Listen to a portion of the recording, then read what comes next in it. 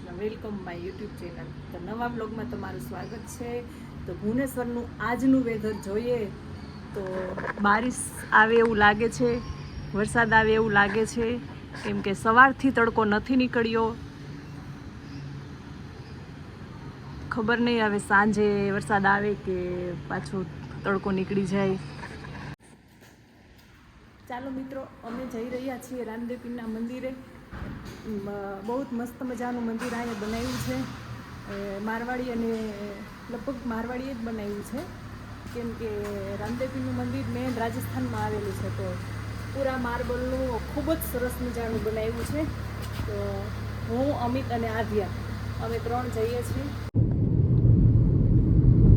અમે જઈ રહ્યા છીએ રામદેવપીરના મંદિરે. તો અત્યારે અંધારું થઈ ગયું છે. દિવસના વાગ્યા છે 6:30. નહીં 6:30.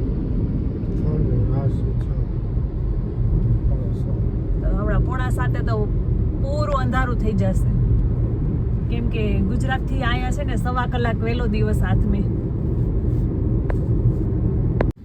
રસ્તામાં અમને નડી ગયો છે ટ્રાફિક, તો અડધી કલાક તો લાગશે જ હજી, કેમ કે રોડ પણ સાંકડો છે અને ટ્રાફિક પણ આગળ છે. ખબર નહીં હવે શેની ટ્રાફિક થઈ નહીં.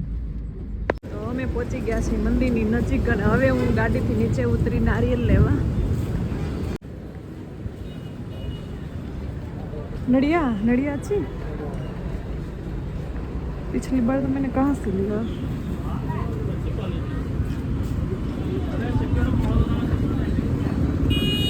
आगे कितने का? 30 रुपये. छोटा बड़ा सेम प्राइस साइज. 2 दे दो मेरे को. मैं ले लेता अच्छा 2 नारियल. હવે આવી ગયું છે મંદિર. આ છે હાઈવેથી થોડુંક જ અંદર છે.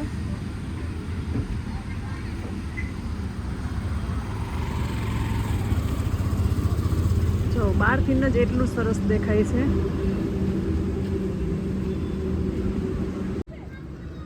લગભગ પૂરેપૂરું માર્બલથી જ બનાવ્યું છે.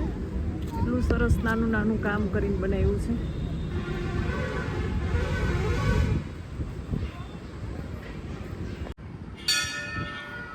અમે પહોંચી ગયા મંદિરની અંદર.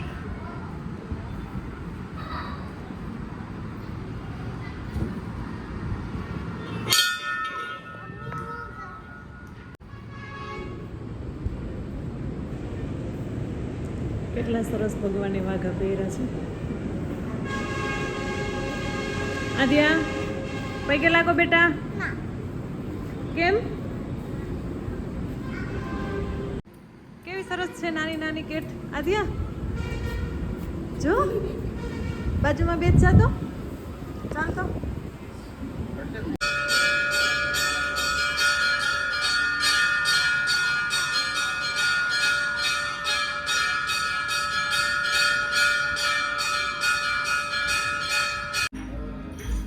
અમે પહોંચી ગયા હોટલમાં, રાજસ્થાની હોટલમાં.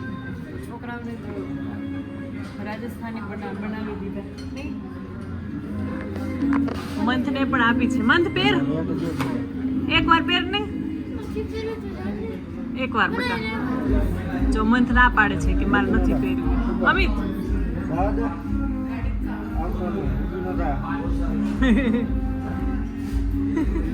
જો આદ્યા કેટલી ખુશ થાય છે એને પહેરાવી છે તો નહીં. મંથને એના પપ્પા ખીજાણા તો ફેંકી દીધી. જો બહુ જ મહેનત પછી મંથે ટોપી પહેરી.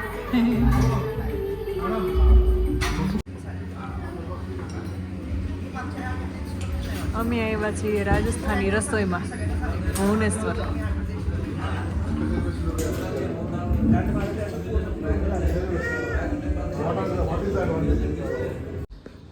અત્યારે હું જઈશ કિચનમાં. મમ્મી ઘી કેવી રીતે ગરમ કરે છે એ દેખાડું તમને. જો અહીંયા મમ્મીએ માખણ લઈ લીધું છે. હવે તેને ગરમ કરવાનું છે.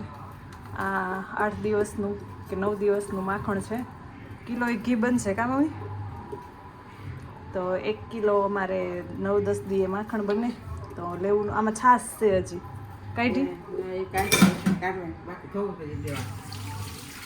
હવે છે ને મમ્મી ધોવે છે માખણ, કેમ કે એમાં છાશ થોડીક તો રહી ગઈ જ હોય. છાશ રહી જાય ને એટલે સ્મેલ આવે જ્યારે ગરમ કરીને ત્યારે. જો વ્હાઈટ વ્હાઈટ દેખ્યું પાણી હજી, જ્યાં લગી એકદમ ક્લીન પાણી આવે ને ત્યાં લગી ધોવાનું, એટલે ફટાફટ માખણ ગરમ થઈ જાય અને સરસ સરસ ઘીની જો ઓરિજિનલ સુગંધ આવે ને એવી રીતના સુગંધ આવવા માંડે.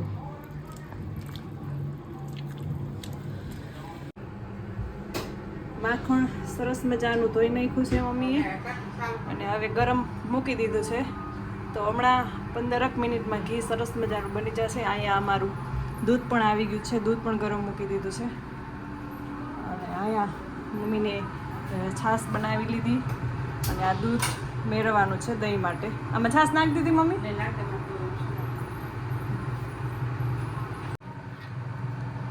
દહીં જમાવવા માટે આટલી છાશ નાખીએ.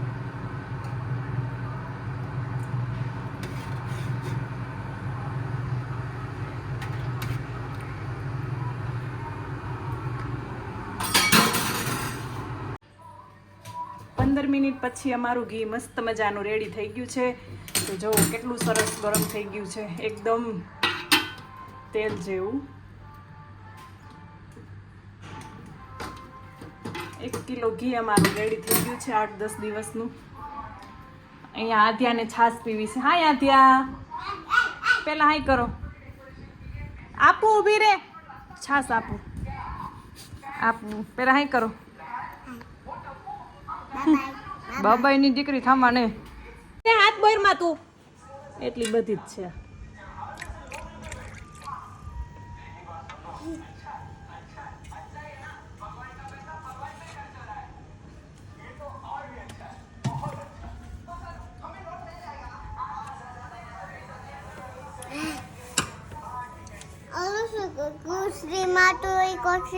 મને નથી ખબર શું છે ઈ.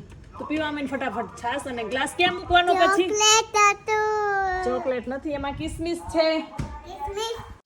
અહીંયા મમ્મી ફ્રી થઈને બેસી ગયા છે. આધ્યા રમે છે. આવી રીતના આમ કંઈક બ્લોક્સને ગોઠવા છે. પાટલો લઈ છે. પૂરા દિવસ ગંદુ કરે એક પછી એક. ફ્રીજમાં બેસવું જ તારે? બેસી જાય, બંધ કરી દો.